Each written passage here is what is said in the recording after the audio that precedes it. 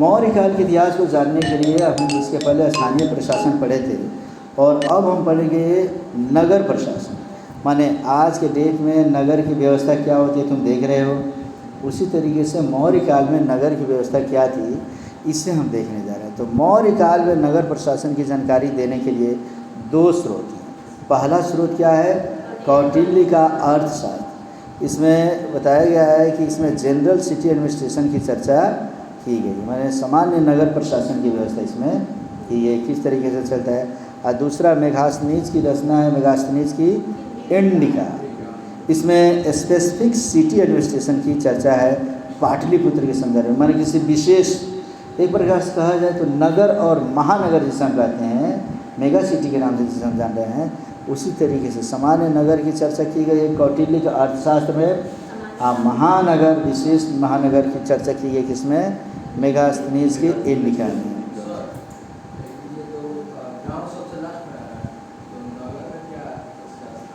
स्थानीय प्रशासन बोलते हैं गांव से जुड़े हुए चीज़ को, ठीक है ना।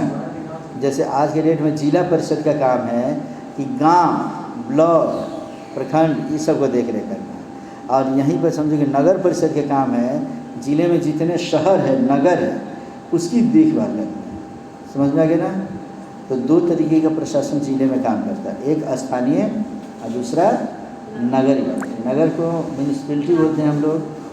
इसका काम है कि ये जैसे नगर हो गया, गोपालगंज जैसे नगर हो गया, या हथुआ मान लो कि ये आ जाता है नगर पालिका में, या समझ लो कि कटिया उधर आ जाता है, इधर बरौली आता है, इसकी देख रेख करना इसका काम होता है।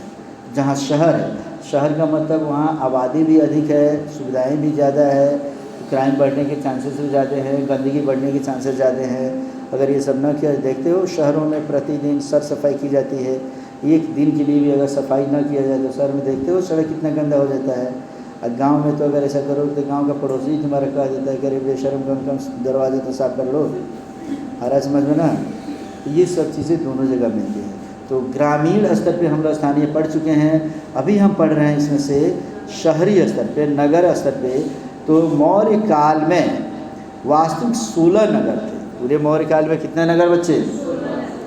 द्वितीय नगरीकरण, और ये वैदिक काल से शुरू होता है। बुद्ध महावीर काल में 6 और फिर 8 इसमें हो जाते हैं बच्चे। तो इस तरीके से समझ रहे हैं हम लोग कि फिर से समझो कि मौर्य काल में 16 नगर। द्वितीय नगरीकरण, पहला नगरीकरण कब हुआ था? हड़प्पा काल में। दूसरी बार समझो कि द्वितीय नगरीकरण माने वैदिक काल में शुरू हुआ, और फिर बुद्ध महावीर काल में आ गए कितने? 6, और फिर आ गया कितना? 8। तो मौर्य काल आते आते कितने हो गए हैं? 16। ये याद रखोगे कि बुद्ध महावीर काल में कितने नगर थे? 6। शुरू में 6 थे, अब बाद में उसी समय में आ गया कितना? 8। लेकिन मौर्य काल में कितने नगर हो गए हैं? 16। ये याद रखेंगे सर।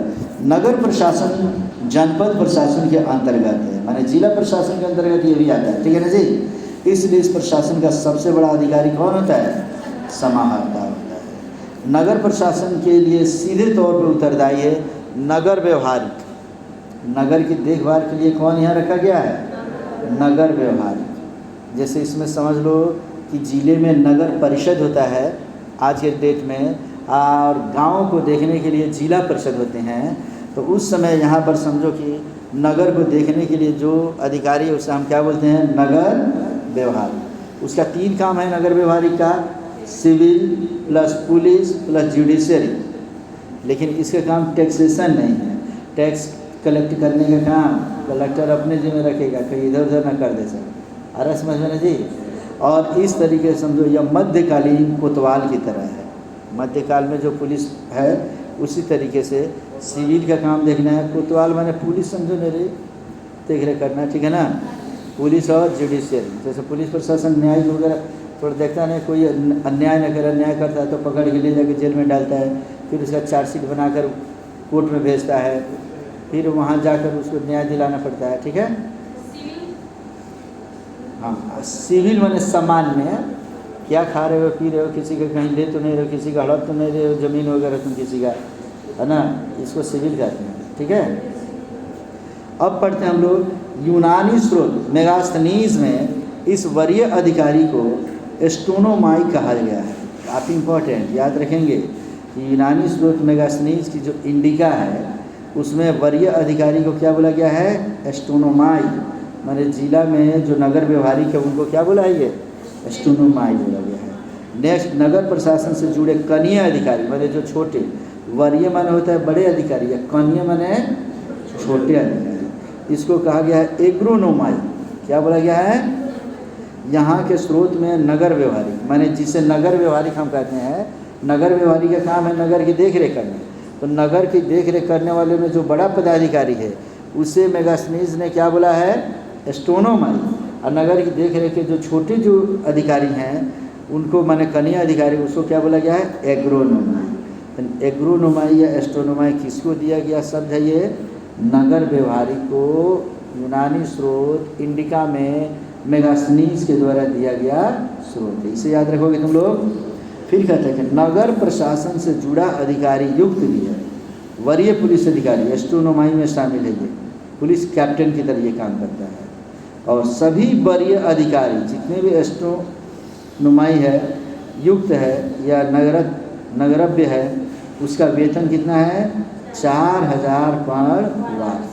और सभी कनीय अधिकारी जो एग्रोनोमाई की तरह वेतन काम करते हैं उनका वेतन है 2000 पर वर्ष। इस तरीके से बड़े अधिकारी का वेतन कितना है, छोटे अधिकारी का वेतन कितना है, नगर को देख रेख कौन करता है, किस व्यवस्था के तहत किया जाता है, ये सब हम देख लेंगे। अब इसमें आता है देख दो, इंडिका किसकी रचना है? ये मेगास्थनीज की रचना है इंडिका। अर्थशास्त्र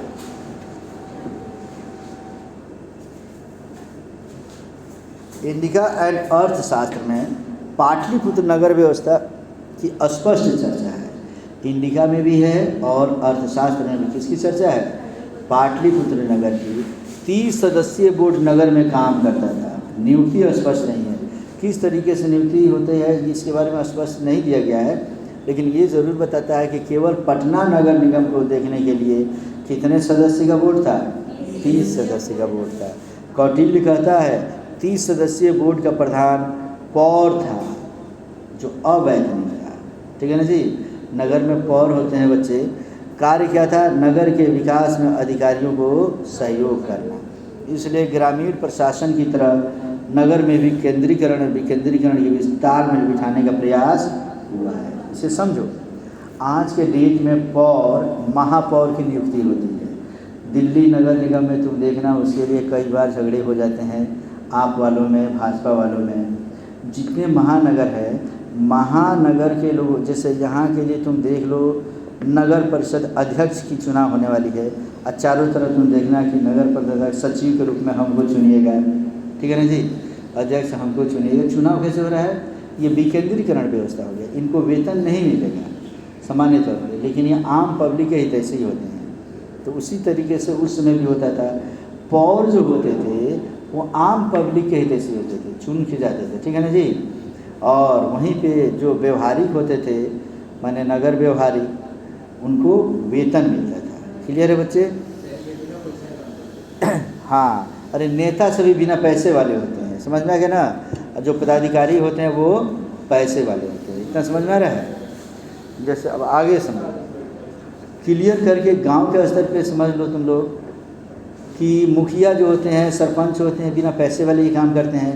अब ना लालच बस मान लो कि मुख्यमंत्री उसको भी थोड़ा सा 2-4 पैसे देने की बातें कर दी हैं, लेकिन नेता तो जनता के सेवक होते, जनप्रतिनिधि होते, उनके लिए वेतन की क्या जरूरत? वेतन चाहिए तो जाओ ना सरकारी सर्विस में जाओ, इंट्रेंस पास करो, निकालो। इसी तरीके से हर युग में होता है बच्ची, समझ गए? अब आगे पढ़ो रे अभी। तो नेक्स्ट इसमें कहता है देखो, अर्थशास्त्र एंड इंडिका में है कि 30 सदस्यीय बोर्ड 6 भाग में विभाजित थे। कौन कौन 30 सदस्यीय बोर्ड 6 भाग में विभाजित था? तो पहला था कर समिति, तुम लोग ऊपर से नीचे लिखना। दूसरा था उद्योग समिति, तीसरा था जनगणना समिति, चौथा था वैदेशिक समिति, पांचवा था वाणिज्यिक समिति और छठा था निरीक्षण समिति।